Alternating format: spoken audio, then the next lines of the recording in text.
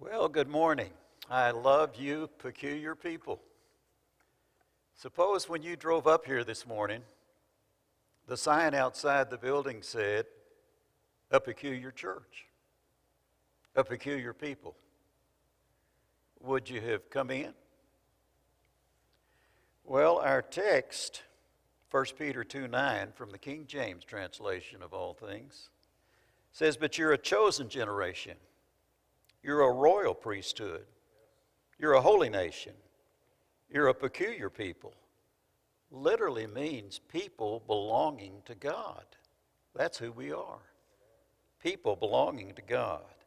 That you should show forth the praises of Him who called you out of darkness into His marvelous light.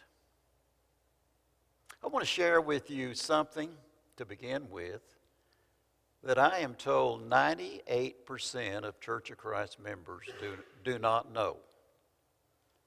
They are literally astounded when they learn this. 98%, folks. Here's what it is.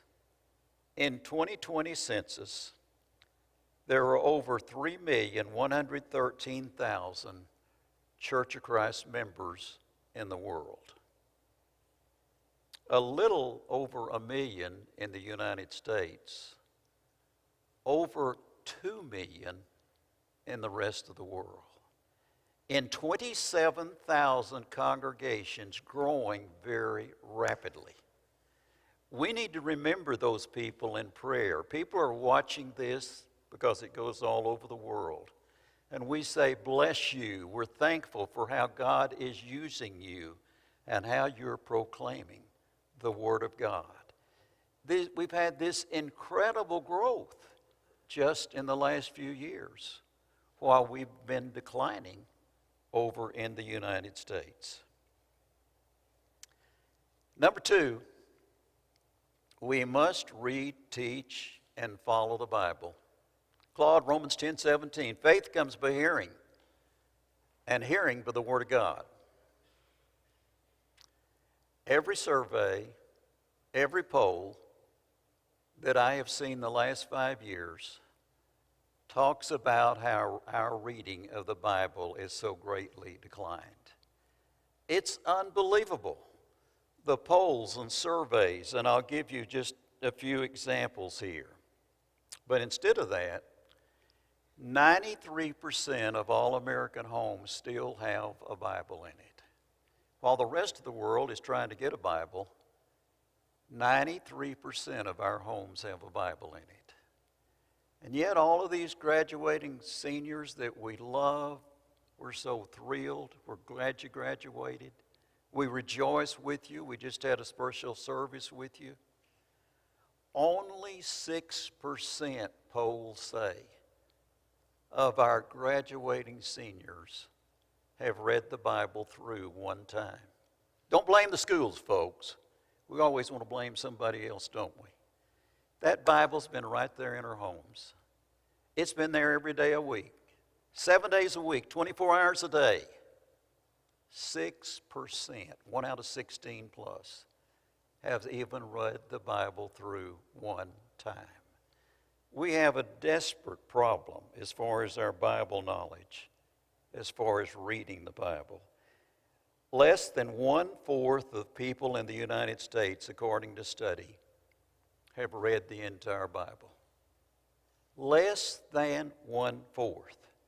Less than half of the American adults can name the first book of the Bible, Genesis. Less than half, right here in the United States. Only 1/3 know the country that ruled Jerusalem during the time of Jesus was Rome. Less than half. Only 1/3 can name the Gospels. Matthew, Mark, Luke, and John. But in spite of that, all these recent surveys show 2/3 of the people in the United States say the great words that we need to know, the great knowledge, the great wisdom that we know is in the Bible. They haven't read it, they don't know it, but that's what they say. And then 3/4 of all the people surveyed in the United States say they want to read and know the Bible more. Puzzling. Strange times we live in. But we have become a nation without the Bible, folks. We want it. We want to learn it. We want to believe it, but we never take time for it. We take time for everything else, don't we? But not the Bible. Well, number 3. One of the answers to our lack of Bible knowledge has fallen flat on its face. And I'll share that with you. And you can read the Bible any way you want to, just read it. But it's the Bible Scan Bibles. I've been using the Bible Scan Bibles. I've got a couple of them behind me on the communion table here that you can look at afterwards if you want to. I've been using those in my daily Bible reading for over 30 years.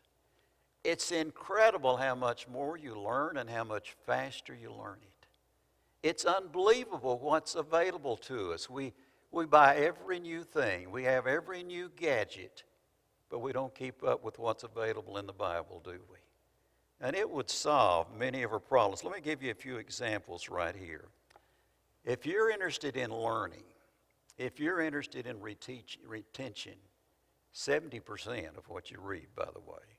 If you're interested in all these different things, that is one answer. It's not the answer, but it's one answer that most of us have never used. Let me give you an example. One of these Bibles up here is the Light Bible, the Light Speed Bible it's called, developed by the Baptist. It's a good Bible. It's a good translation. It has great things. The other one up there is another scan Bible. It's the Quick Scan Bible from Trinity. And these are used greatly around the world. But for some reason, it's not used by us very much. Here's some of the statistics about those. How long would it take you to read the entire Bible 3 times? 3 times. A lot of people in here probably never read it once in your entire lifetime through and through. How long would it take to read it 3 times? Well, in this Bible Scan Bible, it would take you about 24 hours. 24 hours. Not to read it once, not twice, but 3 times. And to read it with 70% retention. If you wanted to just read it one time, if you wanted to leave church this morning and go to the Ranger baseball game this afternoon, by the time you sat through that typical Ranger baseball game, you could have read the entire Bible. 3.5 hours is how long it takes. And so I think you can see that at least is one answer that's almost miraculous that I find very few Church of Christ people have ever used or ever read in that particular thing. But you don't have to use that. Just return to the Bible and return to the Bible values. As important as these things are that I've already said so far, this last point is the most important of all. We have got to retain and return to Bible values. Bible values. They're lost. They've disappeared. People use knowledge and they hope wisdom and everything else. There's all kind of arguments. Look on Facebook. Look at the news. One saying one thing, one said another. If there's ever a time that we needed to return to Bible values, it's right now. Let me say this, so important to say, and some people won't like it. The Constitution is not the Bible, folks. We talk about people haven't read the Constitution either. I taught that for many, many years. But they don't read the Constitution either. But it's not the Bible. For years, you women couldn't even vote. Blacks couldn't vote. Constitution's changed a lot through the years. The Constitution is not the Bible. And some people give more to political contributions today than they do to their churches over and over across the United States. Folks, the Republican platform is not the Bible. The Democratic platform is not the Bible. We got our values mixed up. And we've got to return to Bible values. I went to school in New York and studied under Ludwig von Mises, one of the greatest scholars of all time. He brought us the American free enterprise system to this country, the very one that Republicans teach today. And it's a very, very good system. He's a genius. I loved his courses. Tremendous, loving gentleman from Austria. But the Austrian School of Economics is where it came from, and he brought it here. As good as it is, it's not the Bible, folks. It has weaknesses in it. And we don't act like there's weaknesses in it.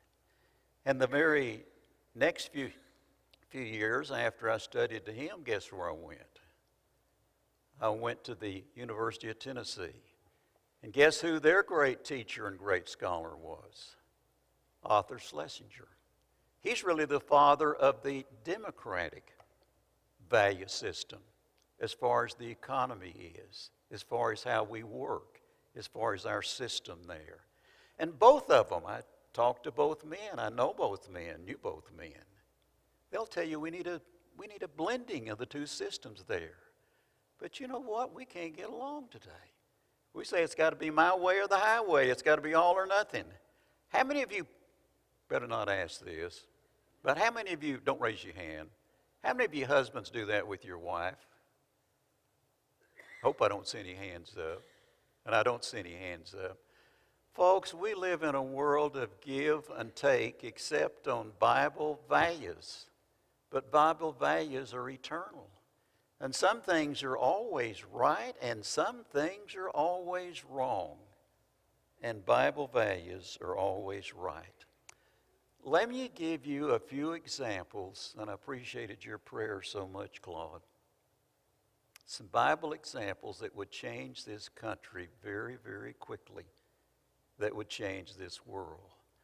Because a lot of things that are Bible values, we are tearing up today.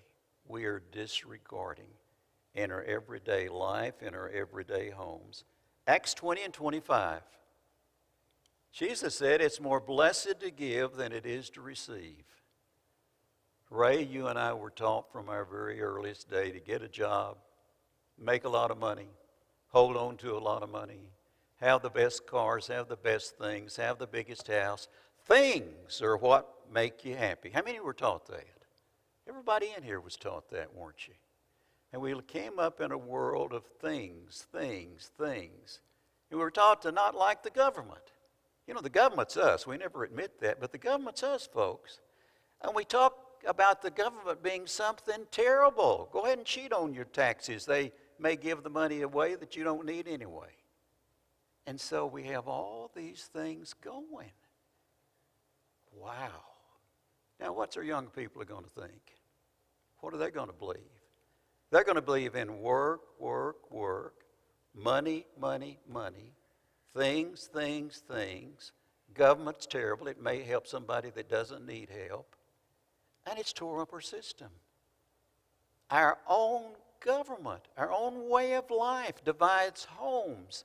The newest survey says that 1 out of every 4 families will not talk to each other at family reunions because of politics today.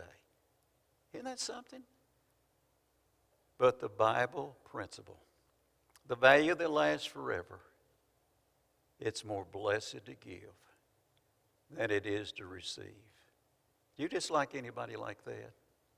Doesn't there a peace just to those words from Jesus Christ? How much would that change the world? How much would that change this country? Just overnight. The next one, Matthew 23 and 11. The greatest among you should be a servant. The greatest among you should be a servant. I don't want to be a servant. Man, that reminds me of slaves. That's a hard way of life. That's hard work. I don't want that. But the greatest among you should be a servant, not a boss, not somebody that's barking orders, not somebody that doesn't care about you except you producing more. But the greatest person should be a servant. Number 3, John 13, 34 and 35. We sang about it a while ago. Thank you, Tom. Love the Lord your God with all your heart, soul, mind, body, strength. Love your neighbor as yourself. Oh, what comes out of that? To love God. Less people are going to church in the United States now than have ever gone in modern times. What's happened? Where'd they go? Where'd they disappear? How important is God? We have all these time-saving gadgets. I was thinking the other day around the house of what we used to have, go outside and get the wood or the coal, and get the fire started, and outdoor, didn't have indoor restrooms, didn't have any hot water. Of all the things we plug in, we didn't have electricity, all the things with electricity. All those time-saving machines. But we don't have more time to read the Bible. We don't have more time for Jesus. And so they haven't helped us much in so many different instances here. And look at Facebook. When you think of that great verse about loving one another and loving God, I am amazed of what many, many loving quotation mark Christians put on Facebook. They use it as a blast column for their friends and their neighbors and other religious people. What does that say to our younger situation, our younger section? All these wonderful graduations we've just had. What are we saying to them?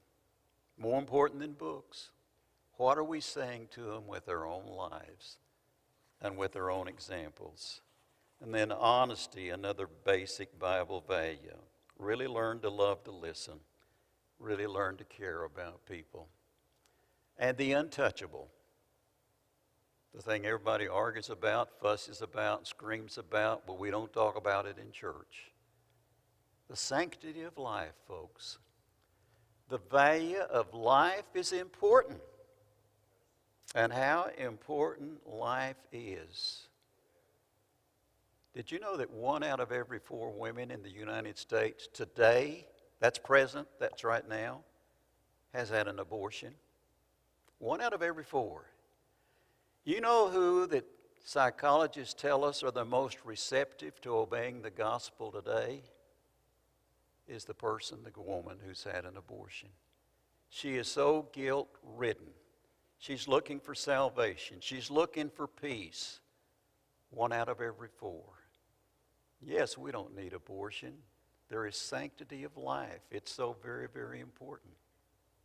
But 1 out of 4 has an abortion. And so when you're ranting and raving about abortion, you just think of all those women that's in this world who's already gone through that. And you just pray to God that He might use you in some way to help them. And then another factor on this is our gun laws and changes to all these different shootings. I don't know how many of you know John Cornyn. How many know John Cornyn in here? Our senator from the state of Texas. John's a good friend of mine. He's a leader in Churches of Christ. A lot of people don't know that. He's been an elder. And it looks like he will be the key person that they're all looking to right now to find some kind of way to help with these riots in the Senate. And so remember John in your prayer. I wish you knew him better. He's not a perfect person like none of us. And he's got a load on his shoulders right now that's just unbelievable. But we just can't keep shooting and killing one another day after day, week after week, and year after year. Some changes have to be made. And then as we look at so many other different things that are important along all these different lines, we've got to care about people. We've got to see what we can do for them. Do you know, I'll share with you something else that they say 98% of the people don't know. For the last 50 consecutive years, the number of abortions in the United States have gone down every single year. How many knew that? Anybody know that? We're having less today than we've ever had in history. Less than we did 50 years ago. Every year it's gotten less and less and less. You don't ever hear any good news, do you? Maybe we can have a session of good news in church and to really rejoice. There's a lot of good things happening if we'll just quit killing ourselves and destroying ourselves with what we say. You know, the Bible in James talks about a tongue and how much a tongue can destroy. We're living in a nation where a tongue is destroying right now. And boy, if we ever need to read the book of James, it's today in so many different special ways. How many of you work with foster children? The sanctity of life with foster children. You know what Joe Biden's only daughter does? She got her doctorate in foster care. And she has a passion to do something about that. She and leaders in foster care ministry tell us over 400,000 children in the United States don't have a place to stay, a place to sleep, nobody to take care of them. Wow. What does that do about crime? 400,000 on the street every night that don't have a place to go, nobody to take care of them. We even pay. We don't pay much, but we even pay people to take care of them in foster care. And folks, we can't get enough people to do it. The sanctity of life, the value of the Bible about what it says about children, about life, about what's good, about what's bad. We got to get back to Bible values, folks. These other things I said earlier might be important, but nothing is important, more important, than that we become people of the book. And we go back to those basic Bible values. Galatians 6:10 says, as we have opportunity to do good, let's do that for all men. Got any opportunities to do good? We got a lot of opportunities. You see, we got all these time-saving gadgets we got in the houses now. We got a lot of time to do good. And some little things can change lives. I'm amazed just how a telephone call, something said on Facebook, some encouraging note, how people are starved for appreciation, starved for love, starved for communication today, and just little things can really pick each other up. I learned something the hard way. I helped lead the movement in the state of Texas to integrate our schools when I graduated from Abilene Christian. And I became a school principal in my own school in cotton season. Guess what was happening, Karen? The ones I'd fought so hard to get in school, John, they were keeping them home to work in the fields. So I was a principal. What did I do? Well, I drove out to one of the farms, and I said, these kids need to be in school. I happened to be a black farmer in this particular farm. And he got so angry with me. He finally reached over and grabbed my shirt. If you notice me, I don't wear many shirts with buttons. Have you noticed that? I wore this one for an illustration today. But he grabbed my shirt and jerked about the top 3 buttons off. I thought he was going to knock me out. I took those kids back to school anyway. But boy, was he roasting angry when I left with his kids going back to school. But I said as I left, I said, I'll be back out here Saturday morning to help you. I'll help you with this farm work, with this cotton work. And at 6 o'clock that next Saturday morning, guess where I was? I was out at his farm. And I helped all day, his children and him, with that farm work. I never had trouble with him again. I never had trouble with his children. I never had trouble with his friends. And many of my ex-students at rural Texas still watch this every Sunday, and so they'll see this, what we're saying right now. They will tell you that I got far more credit in that school than I ever deserved. People thought I walked on water. Why? Because I'd got up at 5 o'clock in the morning and go and worked in the field. By the way, that's how I grew up on the farm anyway. I thought that was normal. I didn't know that was abnormal. But you see, the Bible principle is, as you have opportunity to do good. Do to other people. And folks, it doesn't have to be big. It can be very, very small. How many of you baptized peculiar people were baptized in this church? Okay, well, that's quite a few hands out there. How many were baptized in the state of Texas? Yeah, that's a lot of you. How many were baptized in another state or another country? Well, that's a lot of you too, this section over here especially. Well, you baptized peculiar people. When you did that, you said, I'm on your team, God. I want to be your ambassador. And I want to lead other people to you. And I love that old song, Lead Me to Some Soul Today. And you always begin with prayer. And I'm going to ask you to begin right now as we listen to that song to pray that this day, this week, God might lead you to somebody.